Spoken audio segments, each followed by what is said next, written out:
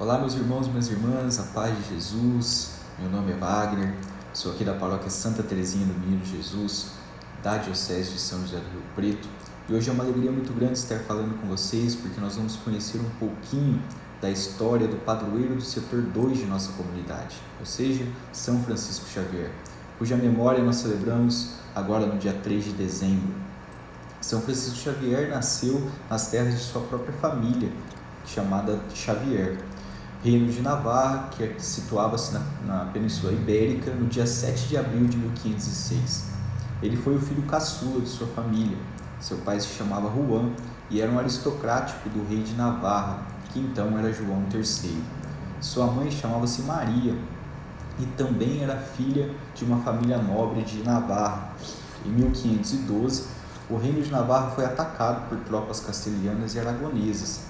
Sua família lutou, resistindo à invasão, mas perderam a luta em 1515. Francisco então tinha quase 9 anos de idade. Seus irmãos foram presos, condenados a morrer depois de passarem um tempo na masmorra, e por graça de Deus conseguiram ser libertos dessa situação. Neste período, ainda com 9 anos de idade, o seu pai veio a falecer. Sua mãe então envia Francisco aos 14 anos de idade ao colégio de Santa Bárbara, na cidade de Paris, onde se prepararia para entrar na universidade. E também lá nesse colégio ele terminaria os seus estudos preliminares de literatura, humanidades e filosofia. Aprendeu a falar francês, italiano e alemão e passou a lecionar filosofia naquele colégio. Um fato curioso deste nosso santo é que conta-se que ele foi campeão numa competição de salto em altura entre os estudantes daquele local, ou seja, temos um missionário atleta, né?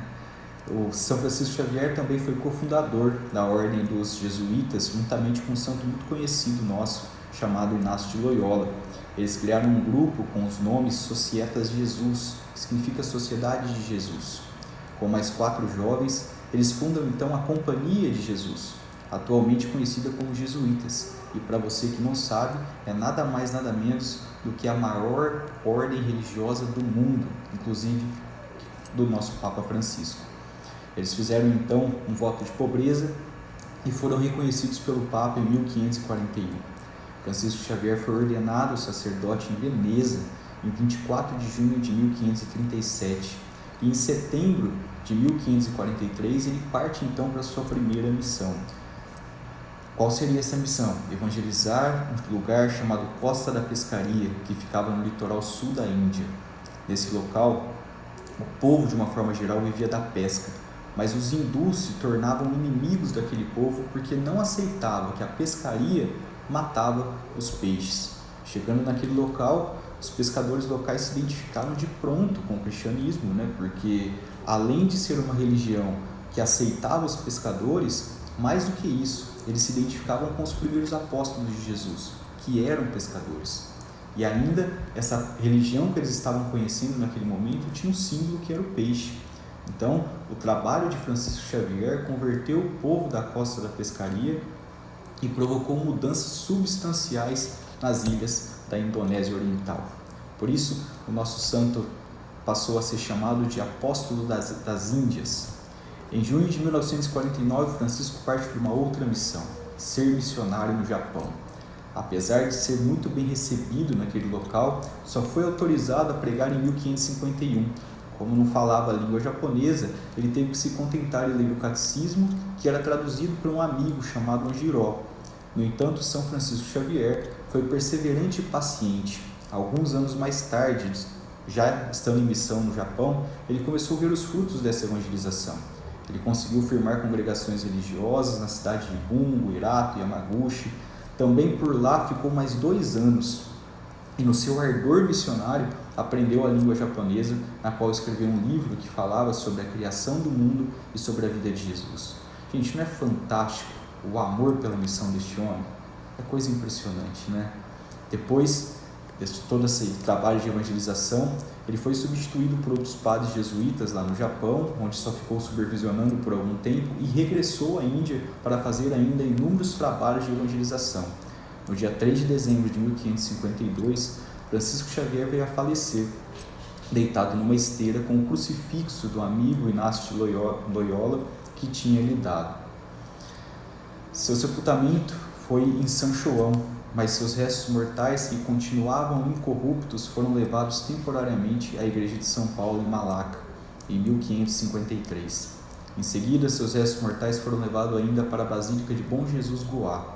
Até hoje ele pode ser visto em peregrinações em uma caixa de vidro e prata que existe naquele local.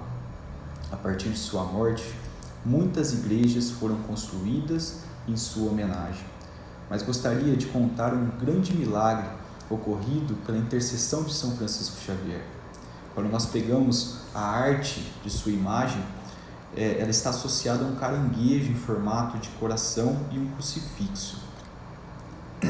Isto porque, quando São Francisco navegava na região das Ilhas Molucas, na qual ele evangelizou e onde viveu por muitos anos, houve um forte temporal e os marinheiros gritavam pela ajuda de Deus.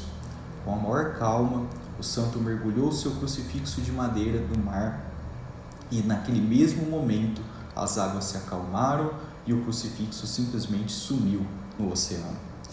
Mas o mais incrível vem agora. Ao desembarcarem na praia, os marinheiros, assombrados com o que tinham visto, viram um caranguejo sair da água com o crucifixo. Xavier então recolheu o animal, que voltou ao mar, e São Francisco nunca mais disse uma palavra sobre esse acontecido. A beatificação do nosso santo ocorreu em 25 de outubro de 1619 pelo Papa Paulo V, e ele foi canonizado em 1622 junto com seu amigo Inácio de Loyola pelo Papa Gregório XV. Ele é considerado o protetor dos missionários. Eu gostaria de encerrar esse histórico relatando para vocês uma carta de um santo para outro santo, ou seja, uma carta de São Francisco Xavier ao amigo Santo Inácio de Loyola. Que ela nos sirva de inspiração e ânimo para evangelizar o mundo todo. Assim dizia a carta do nosso santo. Os cristãos destes lugares não têm quem os ensine. Batizei grande multidão de crianças. Elas não me deixavam nem comer, nem rezar, nem dormir, e só queriam que eu lhes ensinassem algumas orações. Compreendi então por que deles é o reino dos céus. Descobri neles grande inteligência.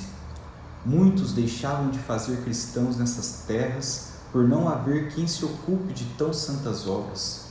Muitas vezes me vem ao pensamento ir aos colégios da Europa, levantando a minha voz como um louco, e principalmente à Universidade de Paris, para aqueles que têm mais letras. E se assim como estudam as letras, estudassem a conta que nosso Senhor lhes pedirá pelos talentos que lhe deu, muitos se moveriam a procurar pelos exercícios espirituais.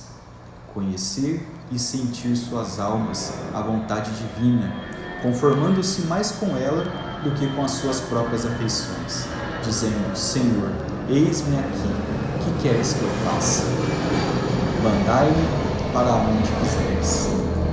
Por onde passou, esse apóstolo do Oriente deixou uma semente lançada, que neste dia, onde celebramos a sua memória, possamos refletir sobre a ação missionária da Igreja, lembrando-se sempre: você é a Igreja. Que São Francisco Xavier possa interceder pela sua vida. São Francisco Xavier, rogai por nós. Deus abençoe você e sua família. Um abraço fraterno.